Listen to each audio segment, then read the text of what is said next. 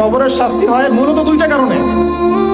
যত বেশি কবরের শাস্তি হচ্ছে এখন সব কিন্তু বড় বড় পাপের কারণে হচ্ছে না। দুইটা কারণ মেজর। একটা হচ্ছে পেশাবের অপবিত্রতা থেকে পবিত্র না হওয়া, পেশাবের ছিটা ফোটা থেকে পবিত্র না হওয়া।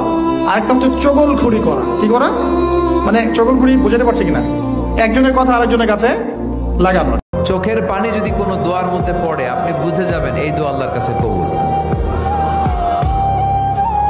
চোখের পানি এত দাম। দুই ফোঁটা পানি আল্লাহর কাছে সবচাইতে প্রিয়।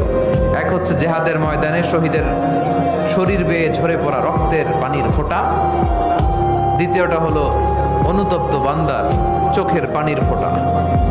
নিজের ভুলগুলো বুঝতে পেরে কেউ যখন কান্না করে আল্লাহর কাছে কাঁদে, তার চোখের পানি চোখ বেয়ে নাকের ডগা বেয়ে মাটিতে পড়ার আগেই ওই ক্রন্দনরত বান্দার জীবনের সব গুণ আল্লাহ মাফ করে দেয়। যখনই আপনার সামনে মুহাম্মদ নামটা উচ্চারিত হবে, কমপক্ষে সাল্লাল্লাহু আলাইহি ওয়াসাল্লাম অবশ্যই পড়বেন। একবার দরুদ শরীফ পড়লে 10টা নেকি হয়, 10টা গুনাহ মাফ হয়ে যায়।